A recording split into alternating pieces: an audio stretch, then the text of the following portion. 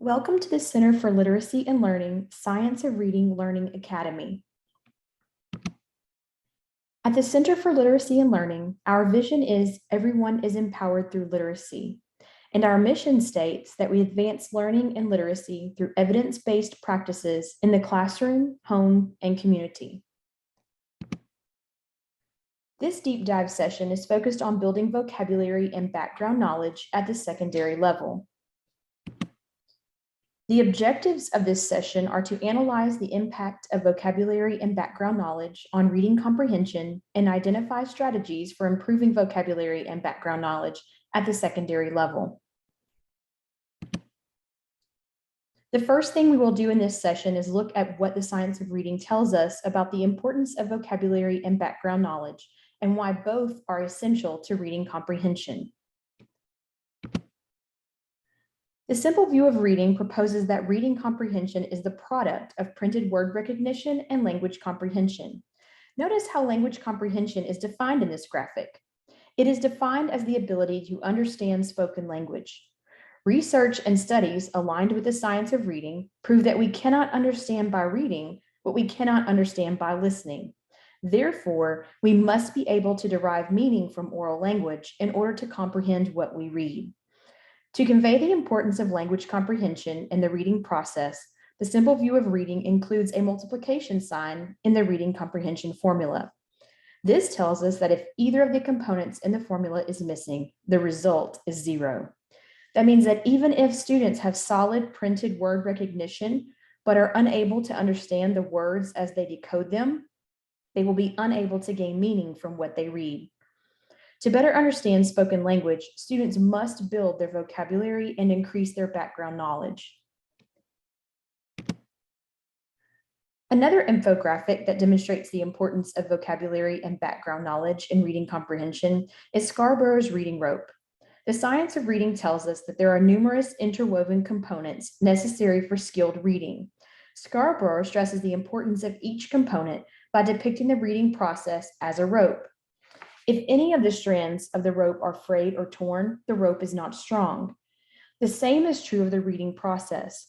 Students must learn and become increasingly stronger in each of the components listed to become skilled readers.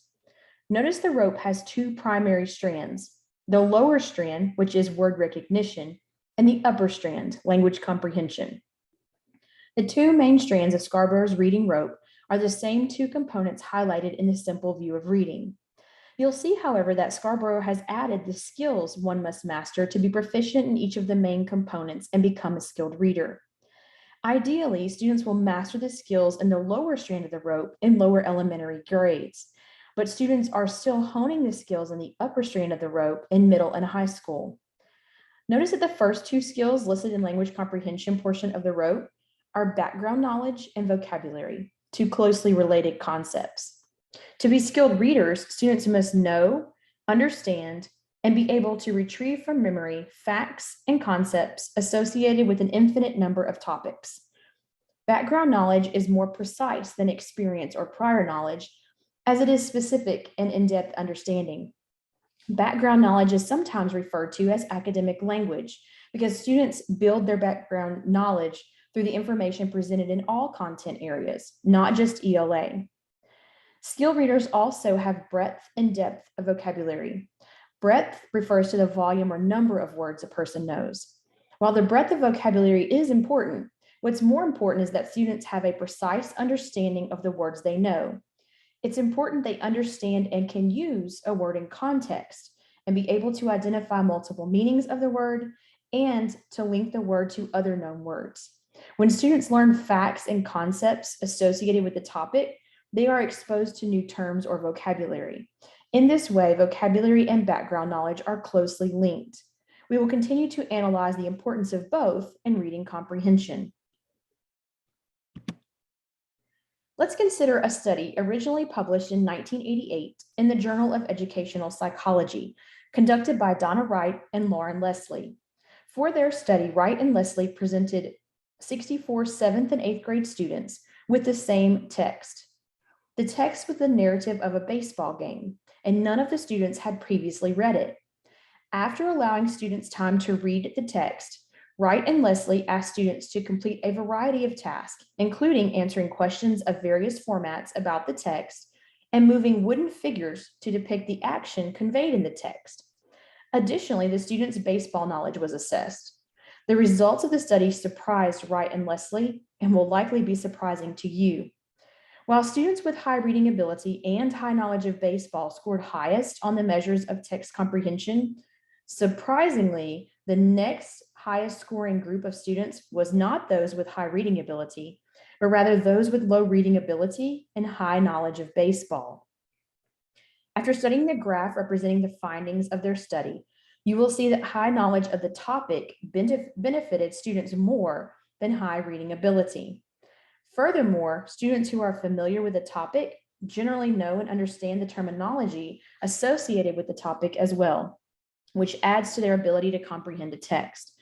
This is just one study that demonstrates the importance of background knowledge and vocabulary. Research and studies aligned with the science of reading prove the importance of language comprehension and background knowledge, and that we cannot understand by reading what we cannot understand by listening. If a student has never heard a word, it is not in his phonological lexicon. Therefore, he has nothing to connect it to when he reads it. It is foreign to him. The same is true when he is asked to read about a topic on which he has no prior experience or knowledge. Whether the student is in kindergarten and reading about animals in the rainforest for the first time, or in the 9th grade reading an informational text about ancient Greek society, if the student is unfamiliar with the vocabulary and topic, he will not fully comprehend the text. If he's a good reader who has automaticity with decoding the words on the page, he will be able to better comprehend the text than a student who has poor decoding skills, but he will not comprehend the material nearly as well as a student who has knowledge of the topic and is familiar with the terms being used by the author. We must provide students with background knowledge and vocabulary study prior to providing them with a text. Additionally, because we can't anticipate every text they will encounter outside of our classroom, we must take advantage of opportunities to build students' phonological lexicons to ensure they are equipped to read anything.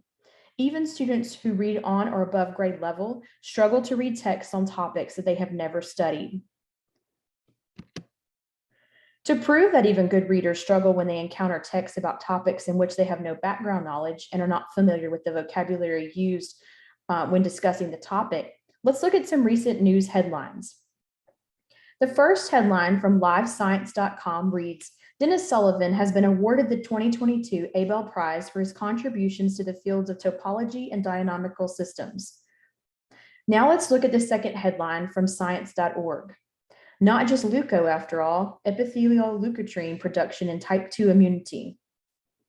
And the last headline from harvardlawreview.org says, discriminatory taint. Now imagine you were handed articles to read with these headlines. How confident are you in your ability to read and comprehend these articles? Could you answer comprehension questions? Could you write an extended response to a prompt about these articles? Although you probably consider yourself a good reader, the topics in these headlines are likely not familiar to you. Thus, you might not feel confident in your ability to accurately read and comprehend these articles. What would you need to boost your confidence? Well, you would likely need to research some terms, right? You'd probably want to Google words in the headlines like topology, dynamical, epithelial leukotriene, and taint. It might also be helpful to know some information about the Abel Prize. You need to define some vocabulary and gain some background knowledge to feel comfortable reading and understanding the material in these articles. Our students need the same supports. Regardless of their reading levels, students need background knowledge and unfamiliar vocabulary defined to ensure comprehension. Now that we understand the importance of building our students' background knowledge and vocabulary, let's discuss some proven strategies to achieve this. Because the vocabulary and background strands of the rope are often woven simultaneously, most of the strategies we are going to discuss will help build both, even though the focus may at first glance seem to be on building vocabulary. First, let's talk about how we present new words and information. We need to be strategic when presenting vocabulary words for study. What do I mean by strategic? Well, consider this. Many teachers don't know how to effectively teach vocabulary, so they hand students a list of words, tell them to look up the definition and write it down, and then write a sentence using the word. Test Friday. Unfortunately, this is not an effective method. You've probably noticed that in your classroom. If students are earning good grades on these tests following this type of vocabulary instruction, they are likely good at memorizing, but they likely are not remembering the words. They likely can't recall or use the words even a few weeks later.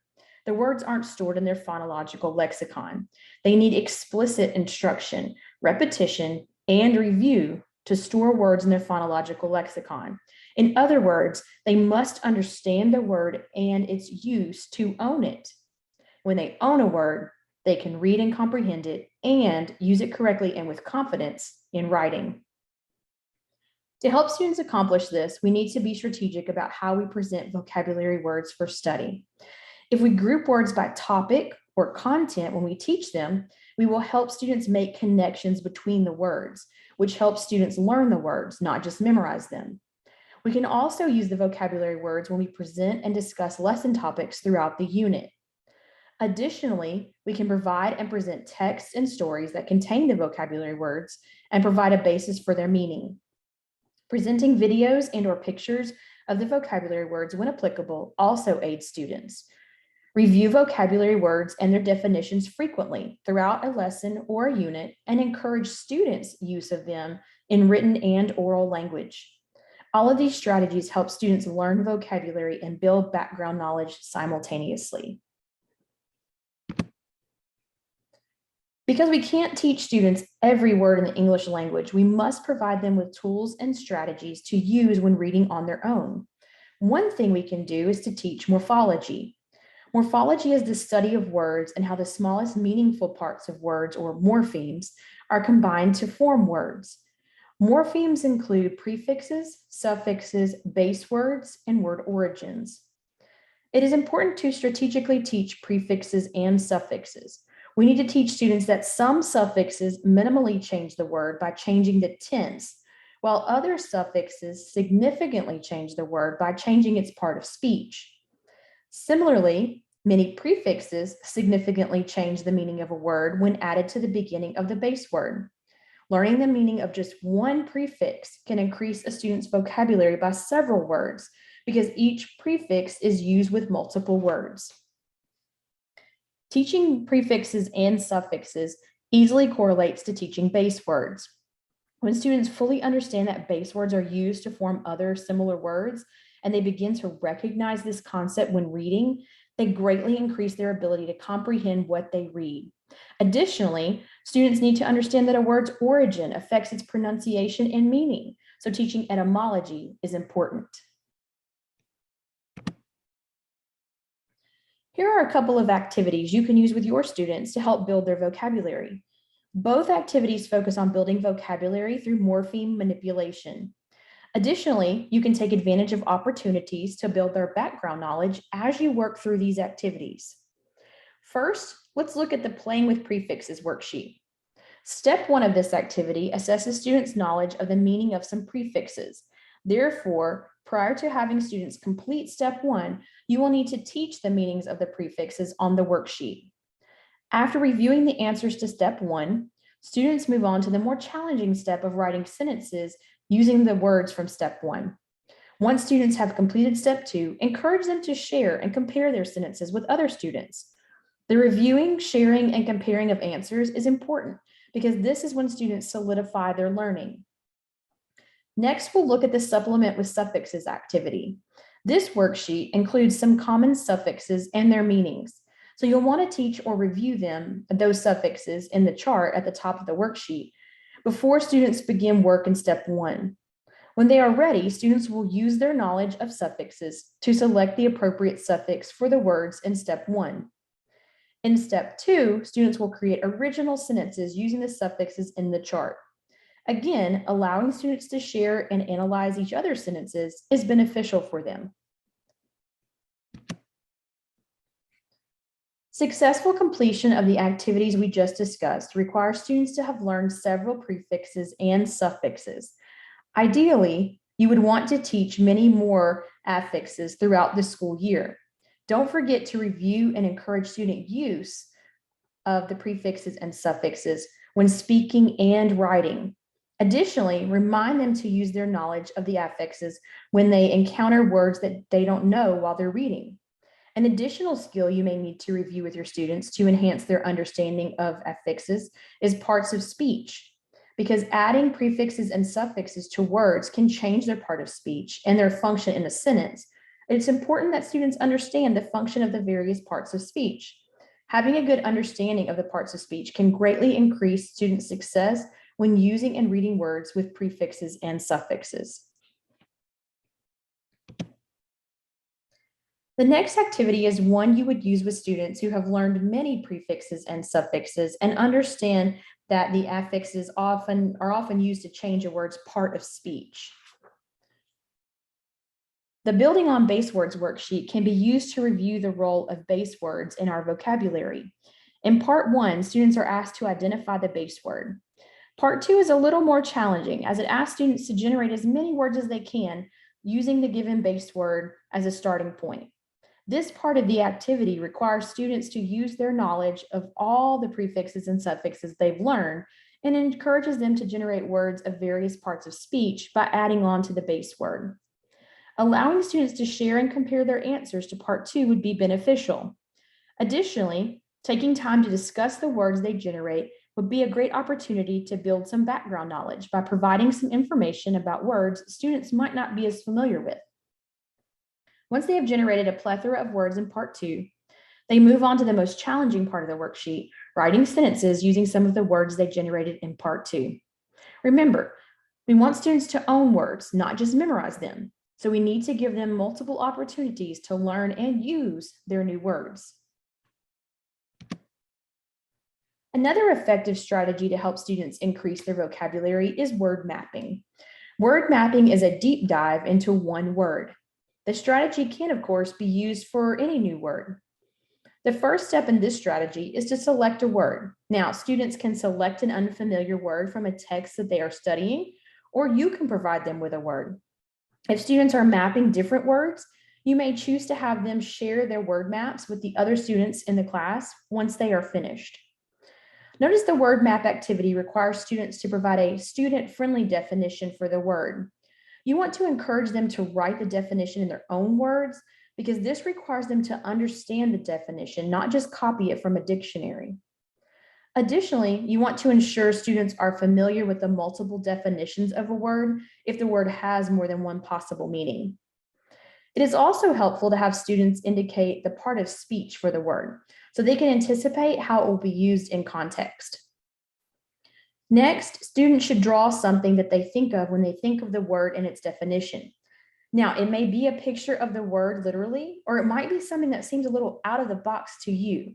But the important thing is that it helps the student connect the word to something in his or her memory, because doing so will help them learn and remember the word, not just memorize it.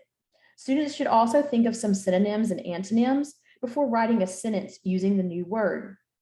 Students should keep the completed word map activity and refer to it throughout the lesson and unit when they need help remembering the meaning of the word. Here you will see a completed word map for the word harbor. To extend students' learning about the word harbor and help them build some background knowledge, you could show pictures of harbors and discuss some famous harbors like Pearl Harbor. Or you might want to show a video about Europeans who harbored Jews during the Holocaust. Depending on the word students are mapping, there would be any number of visuals you could use to help students truly learn the word. By demonstrating to students how to effectively use a word map, you're providing them with a tool they can use well after they've left your classroom. When they are needing to learn an important term in high school or college science or history class, they can map it and search for pictures and videos to assist them in learning the word and background information related to it. When we teach students how to use a tool like a word map, we're teaching them to succeed. Another way to increase vocabulary and background knowledge is through enriching experiences. We learn from our experiences, so it's critical that we provide our students with experiences. Now, field trips are educational and fun for students. However, they're often too costly and require too much time.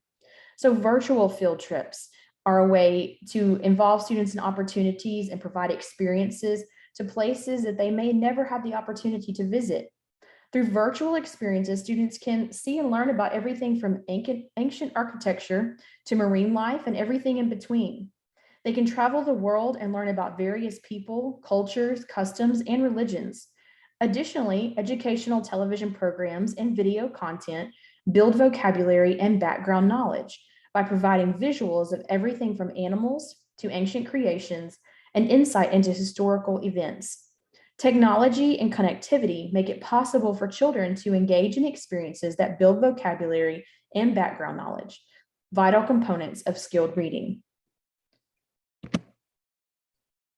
There are numerous websites that offer free content educators can use in the classroom to provide enriching experiences for students. Discovery Education offers live and on-demand virtual field trips on various topics, including science, health, manufacturing, patriotism, and economics, to name a few.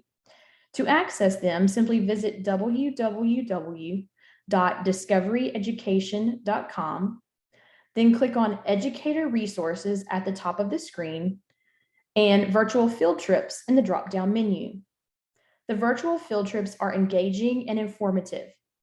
Let's watch a clip from one now.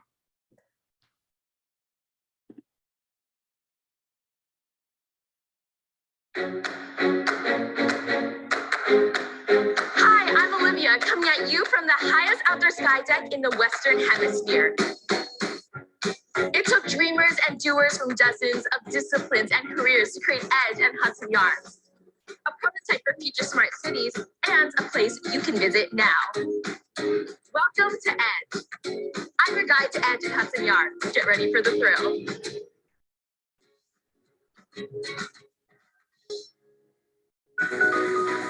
Located atop 30 Hudson Yards, EDGE is the highest outdoor sky deck in the Western Hemisphere, with breathtaking views. And it's situated right in the middle of Hudson Yards, a futuristic development on the west side of Manhattan. Construction began in 2012, and this whole neighborhood and EDGE observation deck have been growing sky high ever since, forever changing the landscape of New York City. And we're going to learn how this unique project came together.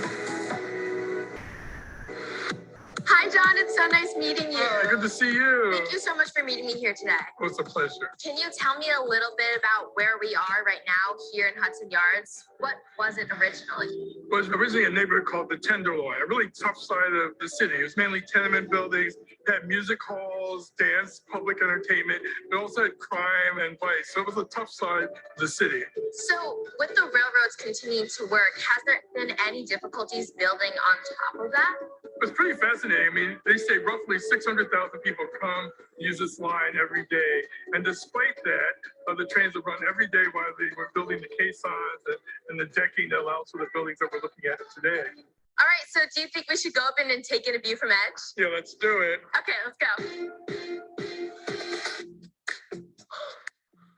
Oh my God. This is amazing. Wow, this view is unreal. Can you give me a little bit of an overview of what we can see from here?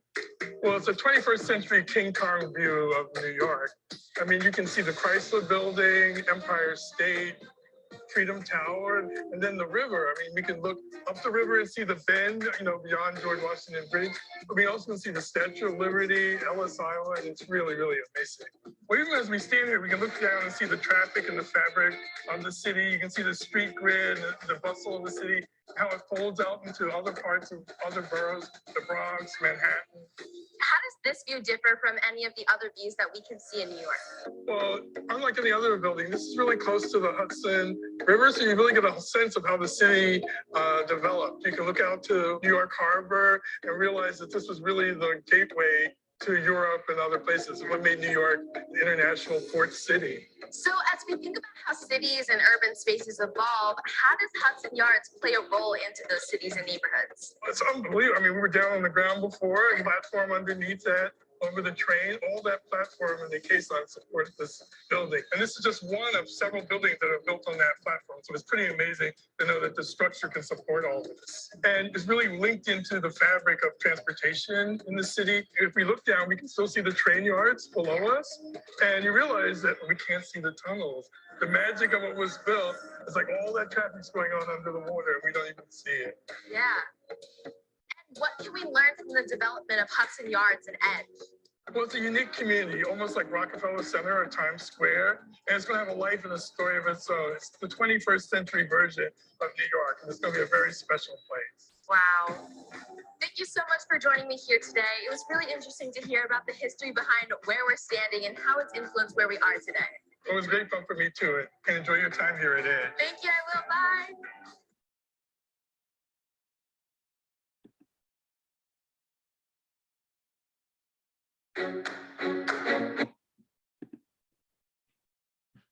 So as you can see, Discovery Education has created content your students will enjoy that includes new vocabulary and information to build their background knowledge. They even provide virtual field trip educator guides that you can download and use with the videos. So although you may not be able to take your students to New York, you can virtually with Discovery Education, and they offer a lot of other content on other topics as well. So check them out. National Geographic also provides educational videos on their website that can be used in the classroom to build vocabulary and background knowledge. Much of their content can be accessed by visiting their website at www.nationalgeographic.com. Click on the menu in the top right-hand corner of the site, and then click on Watch TV to access most of the videos you would find useful for your classroom. Their content includes topics such as places, history, nature, and animals, and includes series about America's frontier, America's national parks, New Zealand, and Egypt, to name a few. If your students need to build their background knowledge of our national parks and historic places, you should take them to visit the Hidden Worlds of the National Parks website, presented by Google Arts and Culture. The site includes 360-degree tours of the national parks and historic places like Ford's Theater and Theodore Roosevelt's home. Additionally, the site includes pictures of artifacts housed at museums like Alcatraz Island and the Frederick Douglass National Historic Site. The site also provides pictures of U.S. presidential memorabilia and Native American craft and culture collections. Students can read brief stories or extended articles about the places and artifacts that are showcased on the site. The site is a treasure trove of information and interactive experiences that will engage your students as they build their background knowledge of our country's important people and places. To help your students visualize the marine life they are reading about, visit the Georgia Aquarium's website. They offer live webcam footage of beluga whales, African penguins, piranhas, and more. Their site also includes pictures and information about a plethora of animal, insect, and marine life. If your students need to build background knowledge about anything space related, you should visit NASA's website at www.nasa.gov. Students can view images and videos of Mars or read and learn about Jupiter. NASA's website also offers articles, pictures, and videos on a variety of space-related topics. One of the video series they offer includes a virtual tour of the International Space Station. Let's take a look at that series of videos in their collection right now.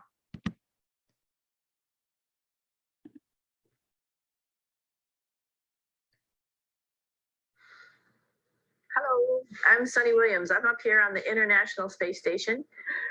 And we're going into the Russian segment. Be ready. You don't need a passport either.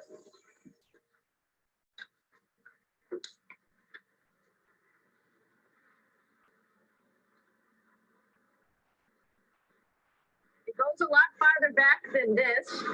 We'll go take a trip and say hello to the boys down there in just a minute. But let's do that first, actually, and then we'll go down to the Soyuz at the very end. This is Yevgeny. Doing a little tour.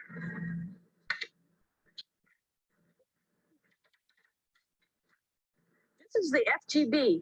And what's cool about this module, it is actually the very first piece of the space station that came up in 1998. The space station has been around for about now, manned for 12 years, but it's been up in space for about 14 years.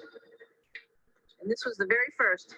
It is like the Russians' PMM. It has a lot of storage, as you can see.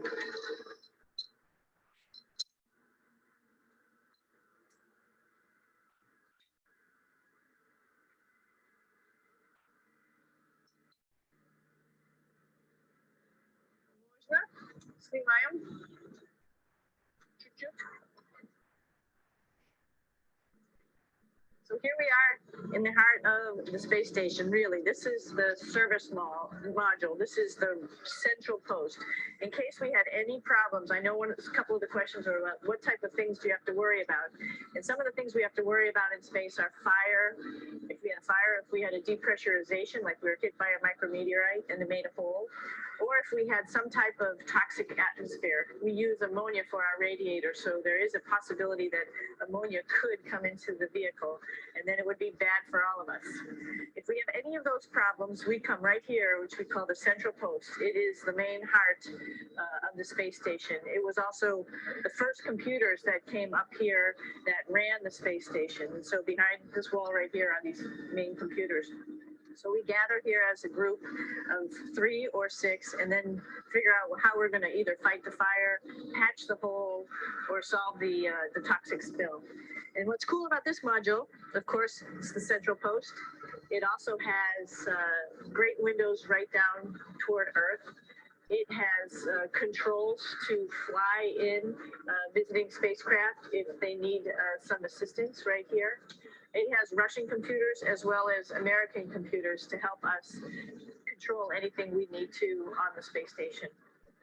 It's a couple of our crewmates back there, Oleg Novitsky on the right and Yuri Malenchenko on the left. And there's also a second bathroom here, which is really cool because 6 of us going to one bathroom is really tough. And so there's one bathroom here and one bathroom on the other side where I showed you. And you can probably see on the wall behind Oleg and Yuri some of the heroes of the space program. Korolev, Sergei Korolev, who was a chief designer of putting man into space. And of course, on the right-hand side, Yuri Gagarin, the first man to go into space. So this reminds us of our roots.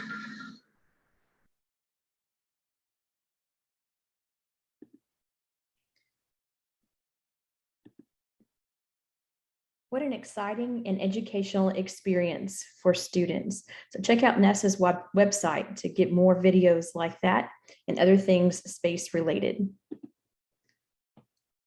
As you can see, there are numerous websites that offer opportunities for virtual enriching experiences.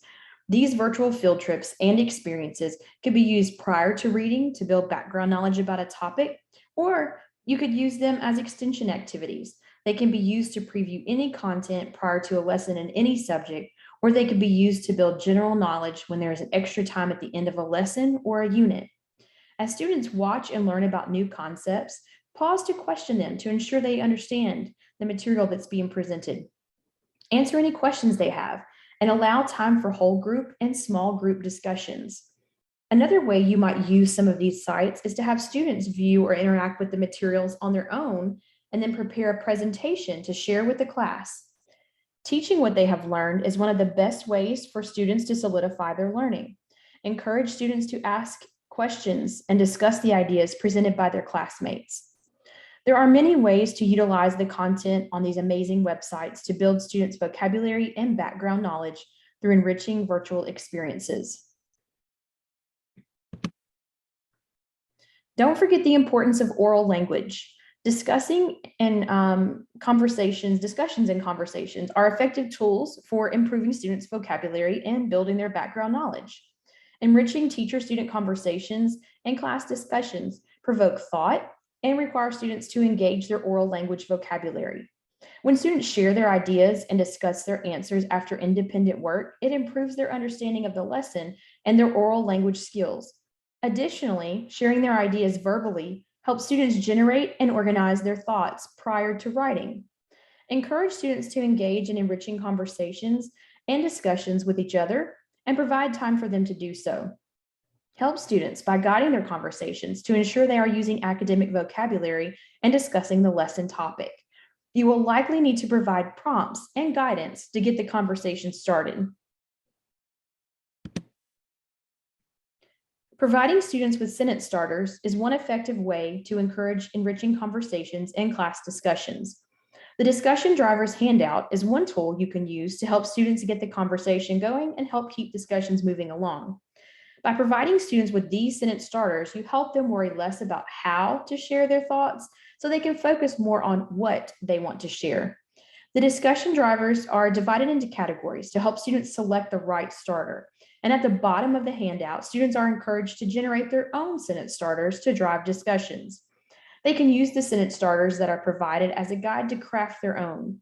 Using ones they have written creates a sense of ownership and helps students feel more comfortable when using them in conversations. As you can see, vocabulary and background knowledge are vital components of reading comprehension, and we can improve our students' performance in both of these areas to help them become more skilled readers. In this deep dive session, we learned that the science of reading and other studies have proven the importance of vocabulary and background knowledge. We also identified some strategies for improving vocabulary and background knowledge at the secondary level. If you would like to research this deep dive topic more, here are my resources used in this presentation. Thank you for participating in this deep dive into literacy, which is part of the Science of Reading Learning Academy.